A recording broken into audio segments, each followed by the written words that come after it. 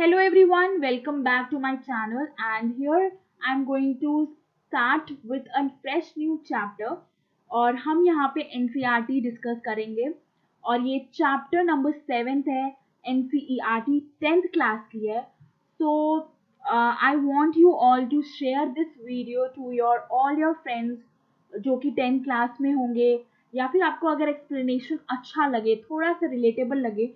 मैं ये नहीं बोल रही हूँ कि आप कंपलसरी सुनिए, बट आप एज अ बड़ी दीदी समझ के मुझे मतलब सुनिए, देखिए, एक्सप्लेनेशन जो दिया है मैंने उसको समझिए. और मैं बस ये कहना चाहती हूँ कि NCERT is very very much important. 9th 8th 10th 11th 12th हर किसी की इम्पॉर्टेंट है. और जैसे कि फॉर कॉम्पिटिटिव एग्जाम्स ना बहुत ज़्यादा है, आपकी सीबीएसई बोर्ड्स के लिए it is very very important. और जैसे कि 10th क्लास में आप कुछ भी चीज़ पढ़ेंगे ना तो इट इज़ रिटन कि ये आप फर्दर क्लास में पढ़ेंगे, लाइक 11th में पढ़ेंगे और आप 9th में पढ़ चुके हैं. तो ये सब चीज़ें मतलब क्यों एनसीईआरटी जब 11th में आप जाओगे ना तब ये नहीं बोलेगी कि आपको फिर से वो चीज़ें नहीं सिखाएगी कि ये होता है. वो बोलेगी कि आपने ऑलरेडी सीख चुका है, we will move further on. हम जो ये चीज़ एक पैराग्राफ में 10th क्लास में दे चुके हैं, हम इसी के बेसिस पे ये पूरा एक चैप्टर दे देंगे. भाई जो हाउ डू ऑर्गेनिज्म रिप्रोड्यूस वाला चैप्टर है ना, इसके बेसिस पे एनसीईआरटी में 4 चैप्टर्स हैं. 12th क्लास में first second third fourth 4 chapters इसी सारी पैराग्राफ्स की चीज़ों में तब्दील कर दी गई है. तो ये आप बिल्कुल नेग्लेक्ट मत करिए. आप लेट शुरू करिए बट शुरू तो करिए. आई एम जस्ट सेइंग कि लेट शुरू करिए बट शुरू करिए. आप फर्स्ट लाइन पढ़िए तो सही. आप देखेंगे, आप महसूस करेंगे एनसीईआरटी बहुत बातें करना चाहती है एंड लिटरली वो हमें ना बीच बीच में सोचने को मजबूर कर देती है. लाइक बीच बीच में इतने अच्छे अच्छे क्वेश्चंस पूछती है और उसके बाद ना हम लोग वो चीज़ें सोच भी चुके होंगे ना तब हमें एकदम डाइवर्ट कर देगी और फिर हमें एक्चुअल चीज़ जो होती है, एक्चुअल फिनोमिना उससे रिलेट होता है ना, उससे हमें वाकिफ करा देगी. सो मैं यहाँ पे बिल्कुल हाई फाई चीज़ें नहीं बोलूँगी, बिल्कुल कुछ नहीं बोलूँगी. मैं डायरेक्ट स्टार्ट करूँगी और क्योंकि ये फर्स्ट लेक्चर में दे रही हूँ और मैं यहाँ पे सिर्फ पहले 2 पेजेस कवर करूँगी. ऑब्वियस सी बात है, अप्रैल का महीना है, बहुत से बच्चे 10th में प्रमोट हुए होंगे तो उनको चाहिए होगा कि हमें कोई अच्छा पढ़ा दे, कोई कुछ करा दे. तो मैं बस ये कह रही हूँ, अगर आपको कभी भी ये वीडियो मिले, कभी भी आपका मन करे कि मुझे एनसीईआरटी को पढ़ना है भैया, उसको नमन शत करना है, तो आप ये वीडियो प्लीज़ देख सकते हैं. एंड कुछ भी बीच में मिस्टेक्स होगी उसके लिए पहले ही माफ़ी, क्योंकि I am not very good. और मैं बस ये चाहती हूँ कि मैं अपना बेस्ट दे दूँ इस इनलाइटनिंग ऑफ एजुकेशन के फील्ड में. तो लेट्स बिगैन विथ. और बिल्कुल भी हिचकना नहीं, बिल्कुल भी कुछ नहीं करना. आपको जो भी प्रॉब्लम्स क्वेरीज हो आप कमेंट्स में लिख के जाना और गालियाँ मत लिखना, ऑब्वियस सी बात है, बस यही है, सपोर्ट करना. और क्या कहते हैं, लेट्स बिगैन, ठीक है. और ज़्यादा हम आपको इधर उधर की बातों में नहीं फंसाएंगे और let's began with the chapter. So before we discuss the mechanism by which organism reproduce, भैया चैप्टर पढ़ने से पहले उन्होंने बोल दिया बिफोर वी डिस्कस. लो गई भैंस पानी में. मतलब बिफोर वी डिस्कस, ये सब तो छोड़ो, रिप्रोडक्शन वगैरह तो छोड़ो भैया, सब कुछ हम लोग एक चीज डिस्कस करते हैं. Let us ask a more basic question. एक बहुत अच्छा क्वेश्चन. चैप्टर का नाम तो हमने क्वेश्चन भी दे ही दिया है. देखो क्वेश्चन के चैप्टर में क्वेश्चन मार्क दे ही दिया है. हम ना एक बेसिक क्वेश्चन पूछ लेते हैं. Why do organism reproduce? भैया रिप्रोड्यूस करते क्यों हैं? टाइम पास करने के लिए रिप्रोड्यूस करना क्यों है? तो ये होता है. अब देखो एनसीईआरटी खुद ही आंसर देगी, ठीक है. After all reproduction is not necessary to maintain the life of an individual organism. मतलब इसने साफ साफ कह दिया, साफ साफ अक्षरों में पहली 2 लाइन में कह दिया कि रिप्रोडक्शन कोई जरूरी नहीं है, हमारी जरूरत नहीं है भैया, जीने के लिए जरूरत नहीं है. पर unlike the essential life process जैसे कि न्यूट्रिशन, रेस्पिरेशन और एक्सक्रीशन, ये जो सारे प्रोसेस है ना ये एसेंशियल है. मतलब इसके बिना तो हमारी बॉडी चलेगी नहीं. न्यूट्रिशन मिलना चाहिए, रेस्पिरेशन लंग्स का फंक्शन होना चाहिए, एक्सक्रीशन किडनी का फंक्शन होना चाहिए. भैया इन सब चीजों के बगैर तो लाइफ चलेगी नहीं. On the other hand, if an individual organism is going to create more individuals, a lot of its energy will be spent in the process. लो, इन्होंने तो बेटा गर कर दिया। मतलब क्या बोल रही है, इफ एन इंडिविजुअल ऑर्गेनिज्म, अगर एक ऑर्गेनिज्म है, अगर उसको और बच्चे बनाने हैं, अपने जैसे इंडिविजुअल्स बनाने हैं, तो इसके लिए तो भाई बहुत ज्यादा एनर्जी वेस्ट होगी इस प्रोसेस में।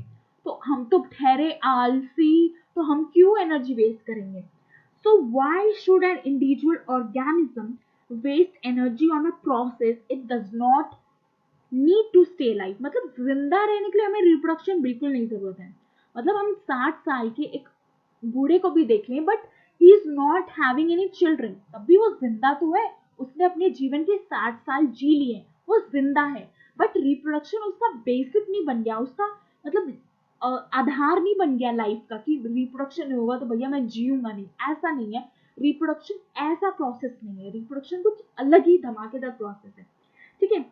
तो it would be interesting to discuss the possible answers in the classroom. भाई हाँ, क्लासरूम में आप बात तो छेड़ो रिप्रोडक्शन के बारे में, डिस्कशन ही डिस्कशन हो जाएगा। सो हम आगे हैं next para of the chapter. तो आई होप आप अपनी एनसीईआरटी लेके बैठे होंगे और लाइन टू लाइन मेरी वर्ड्स को भी सुन रहे होंगे और मिला भी रहे होंगे। Whatever be the answer to this question, मतलब एनसीईआरटी को आंसर से भी मतलब नहीं है कि आपका कोई भी आंसर हो, हमें क्या लेना देना। इट इज ऑब्वियस, ये तो पक्का है, ये तो तय है, ये लिखित है, that we notice organisms because they reproduce. Obvious सी बात है, बहुत अच्छी लाइन लिखी है कि हम ऑर्गेनिज्म को देखते ही इसलिए क्योंकि उसने रिप्रोड्यूस किया। नहीं नहीं, ऐसा नहीं है वर्ड।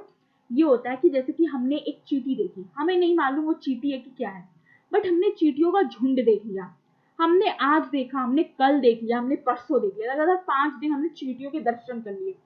तो भाई क्या हुआ, हमें पता चल गया चींटियां भी प्राणी होती है और वो घर के इस कोने में रह रही है। भैया चींटियां प्राणी है, घर के इस कोने में रह रही है और बदल बदल के आ रही है, आज ये आई थी वो आई थी। तो हमने नोटिस किया, हमने उन ऑर्गेनिजम्स को नोटिस किया, वो हमारी आंखों के सामने आए, एक नहीं आया बहुत सारे आए, तो हमने उनको नोटिस किया। If there were to be only one non-reproducing member of a particular kind, it is doubtful that we would have noticed its existence. अगर मैं रोड पे चल रही हूँ और मैंने एक प्राणी देखा, 4 पैरों वाला, 2 कान है उसके, मुंह है, मैंने एक दिन देख लिया, दूसरे दिन मुझे दिखा नहीं, मैं भूल गई। ऑब्वियस सी बात है, इंसान है, भूल गए। बट हमने लगातार उसको देखा, तो हमें एक पता चला कि ये डॉग्स हैं और इनकी प्रोजनीज है, मतलब इनके बच्चे हैं, इनका पूरा झुंड है, भाई बंधु हैं इनके, एक जैसे दिख रहे हैं। तो हमें दिखे कैसे, जब वो ज्यादा थे, ठीक है। एक इंसान, मतलब पूरे इंडिया में हम एक इंसान बिठा दें, कैसे पता चलेगा वो इंसान है कि एलियन है कि पेड़ है कि पौधा है, हमें नहीं पता चलेगा। हमने एक पौधा देखा, हमें नहीं पता चलेगा कि कौन सी स्पीशीज है। हमने बहुत सारे पेड़ देखे, तो हमें नोटिस हुआ कि भाई एक पेड़ ने दूसरे पेड़ को बनाया है, रिप्रोड्यूस किया है। हालांकि वो ह्यूमन जैसे रिप्रोड्यूस नहीं करते, but there is a phenomena in plants to.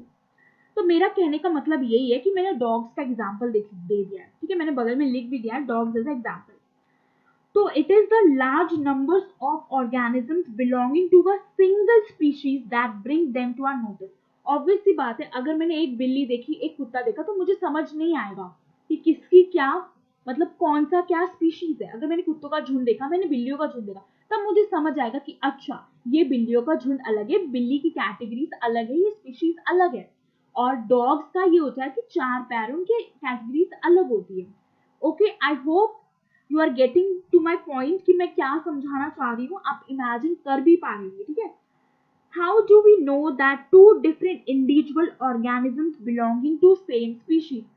भैया क्वेश्चन फिर से पूछ दिया कि मुझे कैसे पता चलेगा, मैं मुझे कैसे पता चलेगा, मतलब ये पूछ रही है कि मुझे कैसे पता चलेगा कि 2 डिफरेंट इंडिविजुअल है वो सेम स्पीशीज के हैं। मतलब एक तरफ मुझे खड़ा कर दो, एक तरफ कुत्ते को खड़ा कर दो, हम कैसे पता कर पाएंगे कि ये अलग अलग इंडिविजुअल तो है, हमें पता चल गया है, ठीक है, पर हम ये कैसे पता चल पाएगा कि ये सेम स्पीशीज के डिफरेंट स्पीशीज के? अरे भैया बेसिक बेसिक हुलिया तो पता लोगे, हम 2 पैरों से चलते हैं, कुत्ते 4 पैरों से चलते हैं, ये बेसिक चीजों से हम उसके फिजिकल जो ऊपरी हिस्से से दिखता है हमें, उनके मतलब जैसे कि उनकी आंखें दोनों तरफ होती है, हमारी सामने फ्रंटल आंखें हैं, तो हम इस चीजों से पता कर सकते हैं। हम लोग मटक मटक के चल सकते हैं, हम लोग बाइक से चल सकते हैं, हम लोग स्कूटी से चल सकते हैं, हम लोग इन सब चीजों से चल सकते हैं, but they only walk by the four 4 terms, ठीक है।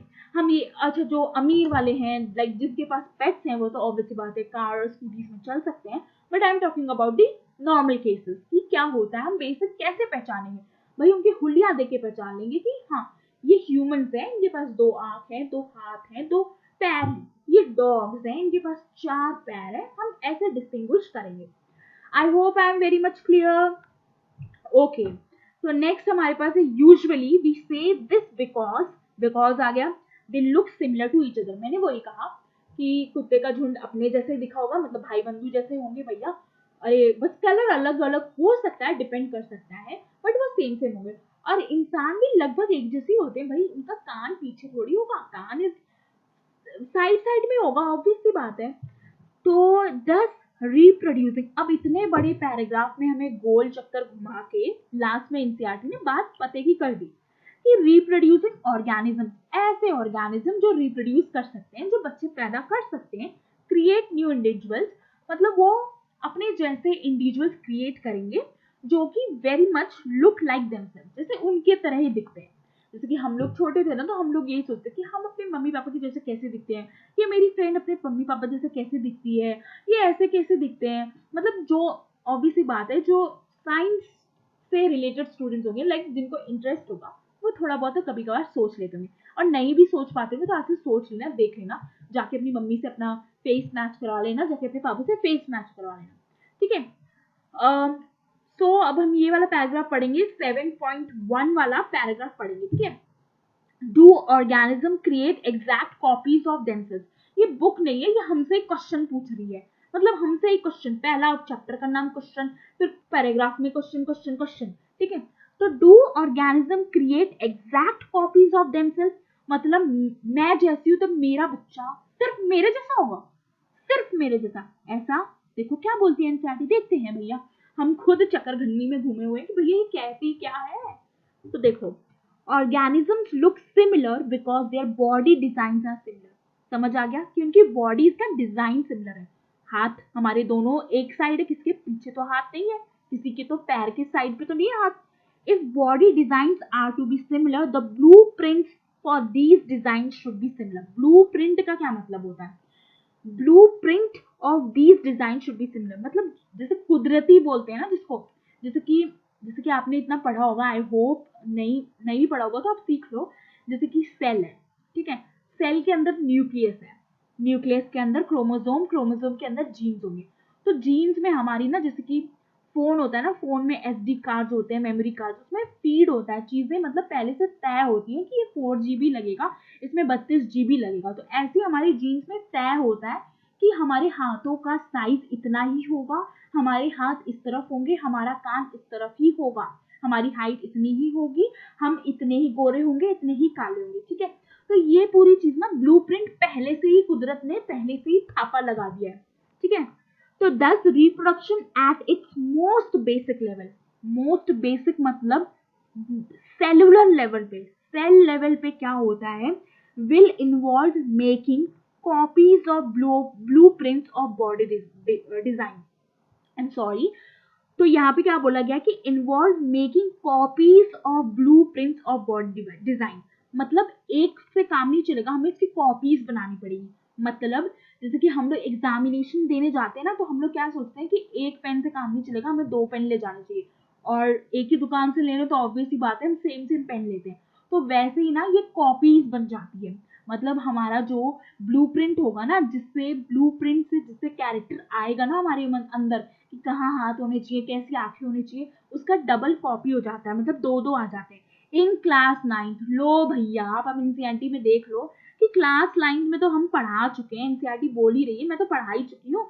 We learned that the chromosomes in the nucleus of a cell contain information for inheritance of features from parents to the next generation in the form of DNA. DNA हम बोलते हैं ना, इसका DNA test करवा लेते हैं, इसका ये करवा लेते हैं, हम लोग मूवीज में देखते हैं, हम लोग अपने डेली टू डेली लाइफ में इतना मतलब ड्रामेटिक चीज नहीं देखते हैं, होती होगी जहाँ पे क्राइम वगैरह होता है वहां पे ड्रामेटिक चीज होती होंगी, but it is not possible here, क्योंकि ऐसे रेगुलर बेसिस पे केसेस नहीं आएंगे, हम लोग बहुत सिविलाइज्ड एरिया पे रहते हैं, तो ऑब्वियसली बात है देखो यहाँ पे सिंपल हम अपने चैप्टर से भटकते नहीं है। देखो इंफॉर्मेशन फॉर इनहेरिटेंस मतलब क्या कैरेक्टर इस बच्चे में जाएंगे, क्या इंफॉर्मेशन जाएगी इसके सेल में, ये नेक्स्ट जनरेशन में क्या जाएगा, वो कैसे जाएगा। भाई गोलियों के फॉर्म में तो जाएगा नहीं कि लो बच्चा मैं ये गोली खा लेता हूँ मेरे बच्चे में यही कैरेक्टर आ जाएंगे, ऐसा नहीं होगा। जो पेरेंट्स के अंदर डीएनए में जो कैरेक्टर होंगे वो ही उसके बच्चे में जाएंगे। जरूरी नहीं है सारे कैरेक्टर्स जाएं, मिक्स भी जा सकते हैं और इंटरमीडिएट बीच वाला भी कुछ जा सकता है। ठीक है, तो हमारे पास क्या होता है the DNA in the cell. आप ध्यान रखिए कि सबसे बड़ा सेल मान लीजिए, आप इमेजिन करिए उसके अंदर एक बॉल इमेजिन करिए जो कि न्यूक्लियस है। न्यूक्लियस के अंदर इमेजिन करिए क्रोमोसोम है, मैंने साइड में डायग्राम भी बनाया हुआ है। एंड उसके अंदर हम इमेजिन करें जीन पर डीएनए लगा हुआ है। देखो कितने अंदर डीएनए प्रेजेंट है। तो उसके पास इंफॉर्मेशन होगा, वो वैसी प्रोटीन बनाएगा, प्रोटीन जैसी बनेगी वैसा ही एंजाइम काम होगा और वैसा ही हमारे पास कैरेक्टर आएगा। आई होप ये बहुत हाई लेवल की बात होगी, दिस यू विल लर्न अच्छे से इन द 12th क्लास। यहाँ पे सिंपल यही समझ लो कि डीएनए से ही हमारा कैरेक्टर आता है। If the information is change, अगर सोचो इंफॉर्मेशन चेंज हो गई, कुछ तो बदलाव हो गया, कुछ और प्रोटीन बन गए, कुछ और ही कैरेक्टर आ जाएंगे उस इंडिविजुअल में। Different proteins will eventually lead to altered body design. ये नहीं होगा कि हाथ इस तरफ हो जाएंगे, वो बहुत आगे के केसेस होते हैं, बट कुछ अल्टरनेशन हो जाएगा, मतलब कुछ तो चेंजेस होंगे, कुछ तो अलग हो जाएगा, कुछ तो हुआ है, कुछ तो अलग हो जाएगा। तो ये क्यों होगा, क्योंकि प्रोटीन्स में चेंज हो गई है, डीएनए में चेंज हो गया है, तो इसलिए बॉडी डिजाइन थोड़ी सी बदल जाएगी। अब हम लोग लास्ट पैराग्राफ में है ऑफ दिस पेज, तो आई होप अच्छे से सुनेंगे आप। Therefore, a basic event in reproduction is the creation of DNA copy. देखो बेसिक चीजें रिप्रोडक्शन में क्या होता है कि डीएनए है हमारे पास, उसका कॉपी बना दो भैया, कुछ ना करो कॉपी बना दो। हम लोग फोटोकॉपी वाले के पास क्या जाते हैं, कुछ ना करो भैया फोटोकॉपी दे दो भाई, 2 कर दो 3 कर दो, हमें 2 चाहिए। ठीक है, cells use chemical reaction to build copies of their DNA। ये थोड़ी बहुत डीप बातें हैं, आई होप मैं आपको रिटर्न में समझा सकती, बट मैं थोड़ा ओरली में कोशिश करूंगी कि जो सेल होते हैं ना हमारे, एक सेल नहीं बहुत सारे सेल्स होते हैं, वो केमिकल रिएक्शन करते हैं। जैसे कि आपने केमिस्ट्री में पढ़ा होगा बहुत सारे रिएक्शंस करते हैं, बट बायोलॉजी में बहुत इजी रिएक्शंस होते हैं। तो वो क्या करते हैं, कॉपीज बना देते हैं डीएनए की। डीएनए ऐसे नहीं कॉपी बनेगा कि फोटो कॉपी वाली मशीन में डाल दिया एंड कॉपी बन गया, उसके भी बहुत सारे केमिकल रिएक्शन होते हैं। This create 2 copies of DNA in a reproducing cell। देखो यहाँ पे नॉर्मल सेल नहीं बोला, रिप्रोड्यूसिंग सेल है। अभी हम बैठ के पढ़ रहे हैं तो हमारे कोई भी सेल्स रिप्रोड्यूस नहीं कर रहे हैं। ठीक है, हालांकि कुछ स्किन सेल्स कर भी रहे होंगे, बट रिप्रोड्यूसिंग सेल अलग सेल होते हैं जिसमें कि ये सारे डिवीजन स्टार्ट हो जाते हैं जिसमें कि कॉपीज बनती है। ठीक है, however okay where I was, हाँ, and they will need to be separated from each other। और कॉपी बन गई फिर हमें उनको अलग करना है। जैसे कि हम लोग फोटो कॉपी के पास जाते हैं, फोटो कॉपी वाले भैया के पास जाते हैं, हम लोग बोलते हैं भैया इस हम एब्सेंट थे, हमें इसकी 2 कॉपी दे दो। तो भैया पूछेगा 2 क्यों चाहिए भैया, एक से पढ़ लो भाई, कितना पढ़ोगे, 2 बार पढ़ोगे क्या। तो तुम बोलोगे नहीं एक मेरा फ्रेंड भी एब्सेंट था तो उसके लिए भी दे रहा हूँ। तो आप ना डिवाइड कर दोगे कॉपीज को, एक मैं ले लेता हूँ एक तू ले लेता है। ठीक है, ऐसे करना है। देखो लेमैन लैंग्वेज में थोड़ा सिखाना पड़ेगा to just create the basic concept, फिर आप जब हायर क्लासेस में पढ़ोगे तो ऑब्वियसली बात है आपको पूरा चीजें विजुअलाइज हो गए, आपके आंखों के सामने सब चीजें दिख जाएंगी। ठीक है, तो मैं क्या कह रही हूँ, however लास्ट लाइन देखो क्या मस्त गजब लाइन लिखी है एनसीईआरटी ने, वाह मेरा तो दिल जीत लिया। Keeping 1 copy of DNA in the original cell and simply pushing the other one out would not work. मतलब मैं एक कॉपी मैं ले लेता हूँ, एक कॉपी तू ले ले, अब तू जा, पुशिंग, जा तू, अब काम हो गया।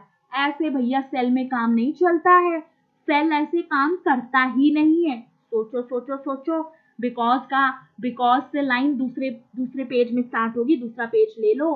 ठीक है, बिकॉज से स्टार्ट लाइन होगी। हाँ तो भैया हम लोग क्या पढ़ रहे थे, keeping 1 copy of the DNA in original cell and simply धक्का मार दिया, pushing the other one out would not work. ऐसे काम नहीं चलता, ऐसे थोड़ी बायोलॉजी पढ़ी जाती है, ऐसे काम नहीं चलता कि धक्का मार दिया, ले लिया, छीन लिया, झपट लिया। नो वे भैया, नो वे। तो because the copy pushed out, वो वाली कॉपी जो दी गई है would not have any organized cellular structure for maintaining life process. सही बात है, हमने सिंपल डीएनए दे दिया, उससे कुछ नहीं होगा। हमें प्रॉपर एक सेल देना पड़ेगा, प्रॉपर उस सेल, एक बेसिक यूनिट ऑफ सेल में क्या क्या होता है, बेसिक यूनिट ऑफ सेल तो सेल ही होता है, उसके अंदर क्या क्या होता है, माइटोकॉन्ड्रिया होगा, ठीक है, हमें उसमें न्यूक्लियस देना पड़ेगा, हमें उसके क्रोमोसोम्स देने पड़ेंगे, डीएनए तो उसी में डबल हो जाएगा, अंदर ही हो जाएगा उसके, तो हमें पूरा एक सेल देना पड़ेगा, हमें पूरा एक सेलुलर ऑर्गेनाइजेशन के साथ पूरा कंप्लीट पैकेज देना पड़ेगा। ये अपने दिमाग में सेट कर लो। Therefore DNA copying is accompanied, DNA copy तो होगा होगा साथ में, अकम्पनीड का माने मतलब होता है साथ में, लिख लीजिए अपनी एनसीईआरटी में, by the creation of an additional cellular apparatus, मतलब हमें उसमें सेलुलर वाली जो चीजें सेल के अंदर, जैसे अपने आपने सेल स्ट्रक्चर में पढ़ा होगा एनिमल के सेल्स के बारे में कि उनके पास सेल वॉल नहीं होती है और बाकी सब चीजें होता है, तो वो सब आपको देना पड़ेगा, एडिशनल इसमें चढ़ावा देना पड़ेगा भाई, आपके डीएनए डबल करने से कोई फायदा नहीं होगा। एंड देन फिर उसके बाद आप डीएनए कॉपीज को सेपरेट करेंगे, फिर उसके बाद आप डीएनए डबल करिए, बंटवारा कीजिए और उसको दे दीजिए, each with its own cellular apparatus, अपना अपना होना चाहिए भाई। आपने क्या किया, एक चॉकलेट ली, आधी आधी बांटी, नहीं खुश हुआ इंसान, आप बोलो मुझे पूरा प्रॉपर चॉकलेट दो विथ पैकेट, मुझे पूरी चॉकलेट पूरी पैकेजिंग में चाहिए, तो वो ये पूरे सेलुलर apparatus चाहिए इफेक्टिवली, मतलब चमका दे रहे हैं इस बात को, सेल इफेक्टली, मतलब ये सारी चीजें मैंने जो ऊपर बोली गई है, एनसीईआरटी ने बोली है, उन सबका एक मतलब निकाल रही हूँ मैं आधे लाइन में, देखो पूरी पैराग्राफ भी नहीं, पूरा लाइन भी नहीं लिखा है, एक लाइन लिख दिया है कि a cell divide to give rise to two cells, एक सेल ने डिवाइड किया और दो सेल दी। लो भैया, मतलब इतनी रामायण पढ़ाई और हमें सिर्फ ये बता दिया कि एक सेल डिवाइड किया है और दो सेल में बदल दिया है, मतलब दो सेल में डिवाइड करके दे दिया है, ठीक है। Next paragraph, I hope you are all seeing it to it. तो देखो, दीज टू सेल्स, अब जो दो सेल्स बन गए हैं ऑफ कोर्स सिमिलर होंगे भैया, सेम सेम होंगे, or but are they likely to be absolutely identical. फिर से क्वेश्चन पूछ ले कि एकदम मतलब 1 सेंटीमीटर नापें और ये चीज यहाँ पे, ये चीज यहाँ पे, एकदम सिमिलर होंगे क्या, एकदम सिमिलर होंगे? देखो, the answer to this question will depend करेगा on how accurately the copying reactions involve occur, मतलब किस तरह, किस बारीकी से, कितने अच्छे से कॉपी हो रखी है, ठीक है। अगर जल्दबाजी में कॉपी हुई तो अच्छी नहीं बनेगी कॉपी, ठीक है। जैसे कि आप फोटो कॉपी करवाने गए, आपने बोला भाई जल्दी जल्दी जल्दी करिए, मेरी बस आ रही है, भाई आधी उधी कर दी, कोई फायदा ही नहीं है। आपको प्रॉपर टाइम देना पड़ेगा, यहाँ पे बेसिकली ये मतलब बता रहे कि हर सेल का डिवाइड करने का टाइम होता है, तो आपको प्रॉपरली टाइम देना पड़ेगा कि इतना टाइम में इतना सेल डिवाइड कर दो। और मैं बताऊँ, एक आपको फैक्ट बताती हूँ, हर एक सेल का अलग अलग टाइम होता है, जैसे ह्यूमन के सेल्स होते हैं ना, वो 24 घंटे में डिवाइड कर लेते हैं, मतलब आप बैठे होंगे ना तो एक दो सेल डिवाइड कर भी रहेंगे, ठीक है। तो हमारे पास ये होता है कि no biochemical reaction is absolutely reliable नहीं है, हम मतलब इसका मतलब होता है कि कोई भी बायोकेमिकल रिएक्शन है उस पर हम पूरा डिपेंड नहीं कर सकते कि वो सही बना रहा है कि गलत बना रहा है। Therefore, it is only to be expected that the process of copying the DNA will have some variations each time. मतलब हम ये नहीं कह सकते कि कोई बायोकेमिकल प्रोसेस हो रहा है तो उसमें कुछ ऊंच नीच नहीं होगी, होगी, थोड़े से पेज मुड़ भी जाएंगे फोटोकॉपी में, थोड़े से अक्षर इधर भी हो जाएंगे, तो हम ये रिलायबल नहीं कह सकते, हम इस पर टोटली डिपेंड नहीं कर सकते कि हाँ ये सेल बनाया तो मेरा पक्का 100% सही सेल बना होगा, ऐसा होगा ही नहीं। थोड़े बहुत तो चेंजेस आएंगे, डेफिनेटली आएंगे, डेफिनेटली आएंगे, थोड़े बहुत तो चेंजेस आना लाजमी है ही बात, ठीक है। एज अ रिजल्ट बोल रही है NCERT, the DNA copies generated will be similar but may not be identical to original. ये लाइन महा इंपॉर्टेंट लाइन है, मतलब महा इंपॉर्टेंट लाइन है। मेरी आदत है, मैं इंपॉर्टेंट लाइन को ज्यादा मार्क नहीं करती हूँ, क्योंकि उसमें पढ़ने का तभी तो मजा है। आप इंपॉर्टेंट पढ़ लेंगे, बस जो खाली खाली छोड़ा है वो आप छोड़ देंगे, पर आप पढ़िए वही जो खाली खाली छोड़ा है। As a result the DNA copy is generated, जो डीएनए की कॉपी बनी है वो सिमिलर तो होंगी, मतलब थोड़ा थोड़ा ऊपर ऊपर हम देख रहे हैं कि हाँ हाँ सिमिलर है, बट अब अगर हम अंदर घुस के देखें, एकदम मिला मिला के देखें, तो सिमिलर नहीं होगी भैया, आइडेंटिकल नहीं होगी, हूबहू नहीं होगी, मतलब कॉपी कैट नहीं होगी। ठीक है, हम लोग कहते हैं ना कॉपी कैट, पर कैसे कॉपी कैट, मतलब पूरा तो कॉपी किया नहीं है ना भैया, पूरी कॉपी नहीं की है। नेक्स्ट हमारे पास क्या होता है, एज अ रिजल्ट तो हमने पढ़ लिया है, फिर उसके बाद some of these variations might be so drastic that the new DNA copy can not work with the cellular apparatus it inherits. Such a newborn cell will simply die. मतलब कभी कभार ऐसा होता है ना कि वेरिएशंस इतने आ जाते हैं, इतनी गड़बड़े हो जाती हैं, इतनी गड़बड़े हो जाती हैं, नए डीएनए बनता है जब, कि वो ना जो सेल जो उसको मिला है ना उसके साथ वो कोप अप नहीं कर पाता, उसके साथ ना उसकी बनती नहीं है, बनती नहीं है तो सेल फिर डाई हो जाता है। मतलब जैसे कि कुछ प्रोसेस सेल के अंदर चल रहा है और वो सेल प्रमोट ही नहीं कर रहा है उस प्रोसेस को, उस प्रोसेस में हामी ही नहीं भर रहा है, तो वो सेल नहीं जिएगा, ठीक है, डाई हो जाएगा। ऑन दी अदर हैंड, दूसरे हाथ पर, ऐसे नहीं है, एनसीईआरटी बोल रही है कि दूसरा भी आप एजम्पशन सोचिए, दूसरी चीज भी आप सोचिए, there could be there could still be many other variations in DNA copies that would not lead to such a drastic outcome. मतलब ये कह रही है कि कुछ ऐसे भी वेरिएशन हो सकते हैं जो कि इतना बुरा नहीं करेंगे, मतलब इतनी बुरी डीएनए की कॉपिंग नहीं होगी कि वो सेल को मार ही दे। ड्रास्टिक मतलब एकदम क्या ही हो गया भैया, सेल को मार दिया है, ऐसे वाला केस नहीं होगा। Thus the surviving cells are similar to but subtly different from each other. जो जिंदा बच गए सेल वो सिमिलर तो होंगे, थोड़े थोड़े सेम होंगे, बट एकदम सेम टू सेम नहीं होंगे। ठीक है, this inbuilt tendency for variation during the reproduction is the basis for evolution.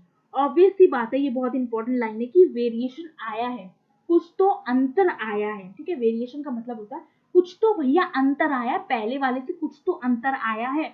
और अंतर कब आता है, जब सेक्सुअल रिप्रोडक्शन होता है। मैं बताऊंगी, प्लांट्स में हमें हूबहू सेल्स मिल जाते हैं, बट एनिमल्स के केस में हमारे पास एकदम डिटो सेल्स नहीं मिलते हैं। तो यही मैं कह रही हूँ कि वेरिएशन आता है, अंतर आता है। आप वेरिएशन के ऊपर लिख लीजिए कि अंतर आता है रिप्रोडक्शन में, और जिसके वजह से हमारा एक पूरा टॉपिक तैयार होता है जिसको हम कहते हैं इवोल्यूशन। इवोल्यूशन मतलब कैसे हम पहले 4 पैरों पे चलते थे, फिर हम 2 पैरों पे चलना शुरू कर दिए।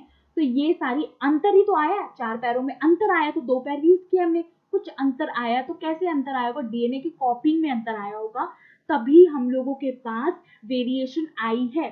तो I hope this line is very much clear, क्योंकि इस लाइन का बहुत डीप मीनिंग है, मैं जितना समझाऊंगी उतना कम है, क्योंकि इस पे पूरा एक चैप्टर बेस्ड है, और आई थिंक आपका जेनेटिक्स में आएगा भी, जहाँ पे आप डार्विन की बातें सुनेंगे। तो ये देखो देखो लिख भी दिया, as we discuss in the next chapter. Obvious सी बात है, अगर आपको एक्सप्लेनेशन मेरा बहुत बढ़िया लगा, तो ऑब्वियस सी बात है मैं नेक्स्ट चैप्टर भी अच्छे से आपको एक्सप्लेन कर दूंगी।